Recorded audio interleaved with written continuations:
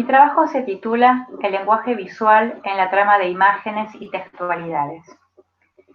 Las prácticas de representación y los procesos interpretativos se organizan a partir de un vínculo confuso y permeable de imágenes y palabras que demanda ser analizado en profundidad, sobre todo a fin de desmitificar ciertos criterios de sentido común que circulan cuando se piensa el lenguaje visual o textual en términos independientes.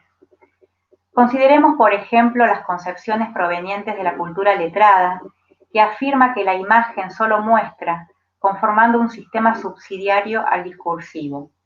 La noción de que la imagen en sí no dice nada. Las homologías estructurales que se establecen entre imágenes y textos.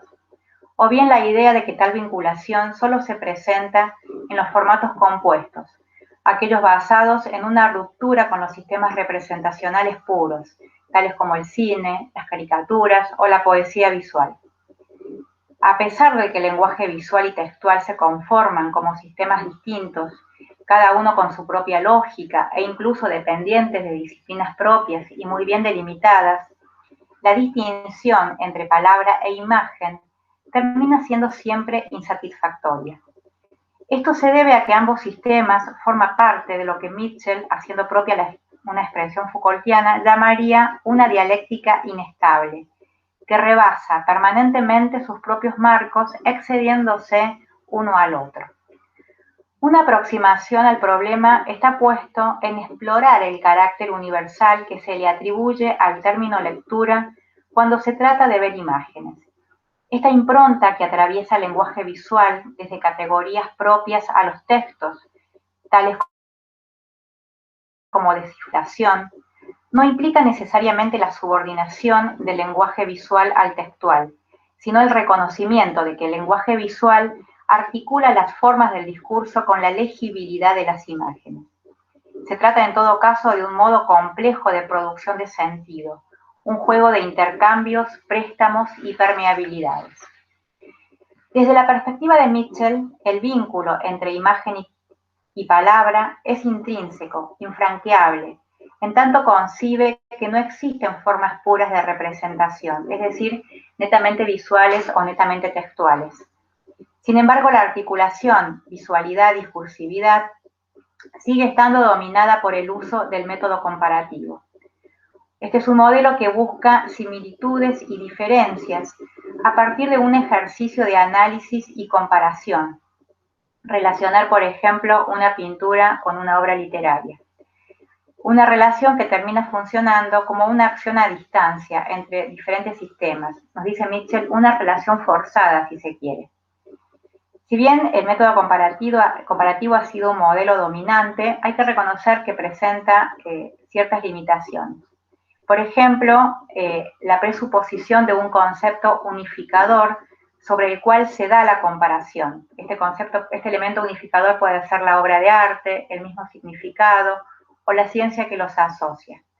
Como también caer en lo que sería un historicismo ritualista, concepto que refiere a orientar la articulación imagen-texto a descripciones de periodos históricos, movimientos artísticos o alguna narrativa maestra, sin dar cabida a lecturas que puedan funcionar como contramemoria, historia alterna o prácticas de resistencia.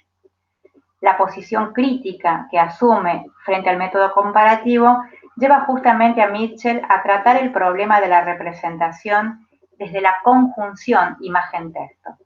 Esta forma unificada de los términos alude justamente a la heterogeneidad de estructuras representativas en el campo de lo visible y lo legible, que tiene la pretensión de adecuarse a una necesidad real y material ante las formas concretas de actividades representacionales.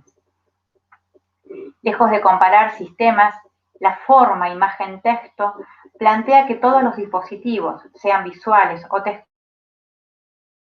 textuales, en tanto articulan diferentes códigos, convenciones discursivas, registros sensoriales y respuestas cognitivas. El planteo de que no existen palabras sin imágenes o imágenes sin palabras nos demanda, por una parte, remitirnos a algunos señalamientos concretos para aclarar con más precisión a qué se refiere esta idea.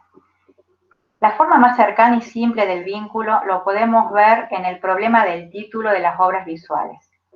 La necesidad de titularlas, la relación que tiene con la imagen, la ubicación del título en relación con el límite o el marco, la afiliación institucional o interpretativa de la obra, o por ejemplo el sentido de titular obras con el enunciado sin título. En el caso de las muestras fotográficas se establece una sutura narrativa entre lo visual y lo textual.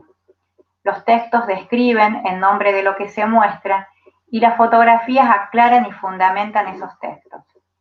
Sin embargo, la relación imagen-texto no se reduce a estas complementaciones, sino a entrelazamientos aún más sustanciales. Consideremos una obra pictórica cualquiera, La Última Cena de Da Vinci o Los desastres de la guerra de Goya, por ejemplo. Estas obras no refieren a cualquier cena o cualquier guerra, remiten a un contexto, a una narrativa, están cargadas de textualidad, aunque no tengan palabras. Por otra parte, la pintura abstracta pretende purgarse de la contaminación del lenguaje en todas sus manifestaciones.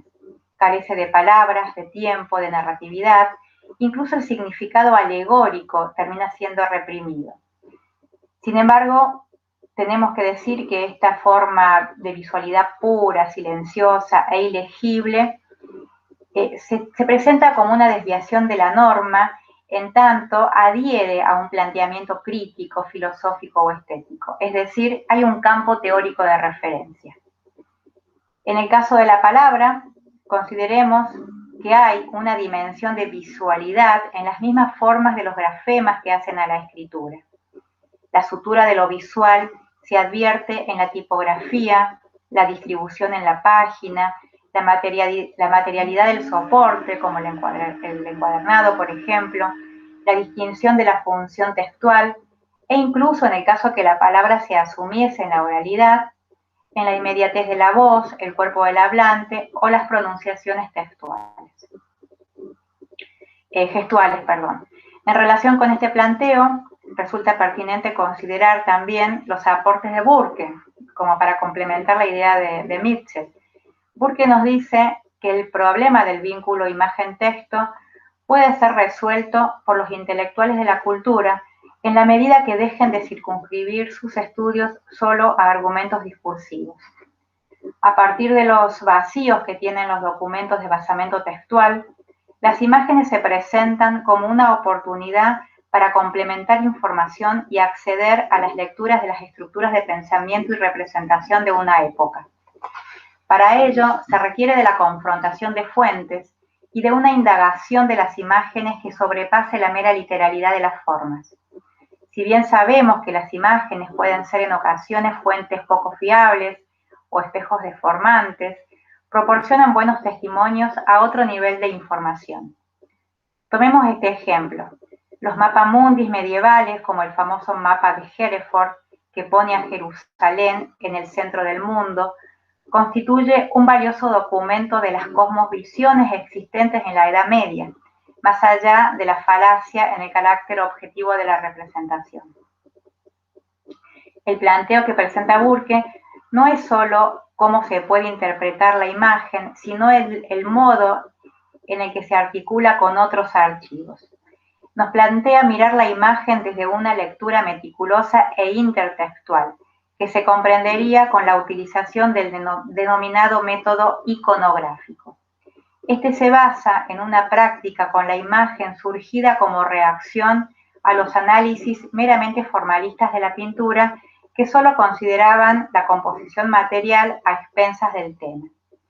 El interés por las formas simbólicas que persigue la iconología se organiza en tres niveles de interpretación, nos diría Panofsky. El preiconográfico, que está relacionado con el significado natural, que distingue las imágenes de objetos o situaciones, pensemos un sombrero, una batalla, una cena. Luego el nivel iconográfico en sentido estricto, que identifica el significado convencional de los elementos que componen la imagen. La Última Cena es la de Cristo antes de su crucifixión, por ejemplo. Y finalmente la interpretación iconológica, que se queda con el significado intrínseco de la interpretación, revelando el carácter básico de una cultura, una clase social, una ideología o una época. Claramente, estos distintos niveles de lectura agudizan la interpretación desde un sentido literal a otro histórico, para acceder finalmente a un nivel cultural que capta el espíritu de una época. En sintonía a esta necesidad de vinculación, consideramos también los aportes de Burucúa y Malosetti, quienes dan cuenta justamente de cómo han fracasado los intentos de establecer construcciones basadas solamente en registros visuales. Si bien el carácter polisémico de la imagen pone en juego muchas ideas, muchas interpretaciones, para poder ser traducidas se requiere recurrir a la palabra. El poder y valor de las imágenes se manifiesta en la mediación de prácticas discursivas.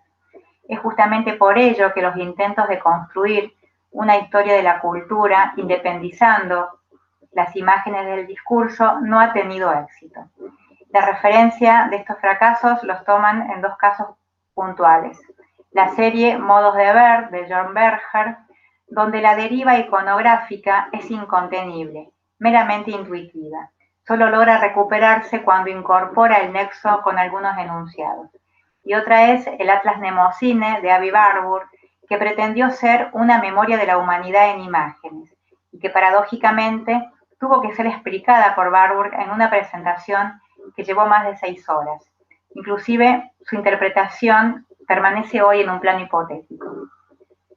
Finalmente, no podemos dejar de mencionar en este análisis los aportes de Maran, quien introduce, a partir del vínculo imagen-texto, una crítica al modelo clásico de representación que separa el signo del referente e introduce también la consideración del sujeto de la interpretación. Inicia su tesis planteando cómo se resuelve una serie de vinculaciones, como ser, por ejemplo, cómo se puede hacer con palabras una imagen, cómo dar a una imagen construida por palabras la potencia y poder propia de la imagen, o a la inversa, cómo transferir al orden de las palabras el poder que la imagen encierra en la imposición de su presencia.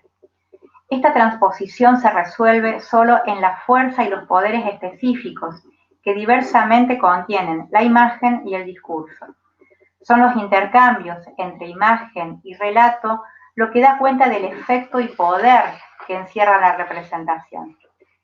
A través de un interesante estudio que hace Maran sobre el enunciado "esto es mi cuerpo" del ritual eucarístico del cristianismo, desmantela el sistema representacional tradicional, mostrando cómo el enunciado al mismo tiempo presenta y cumple el dogma católico de la presencia real. El enunciado, "esto es mi cuerpo", es un acto de habla que da al deíctico esto mediante una afirmación ontológica, un predicado que es el cuerpo del sujeto de la enunciación. Otro ejemplo del mismo tenor es el análisis que hace del retrato del rey. Describe los efectos y poderes que el retrato asume en relación con una construcción política de su figura.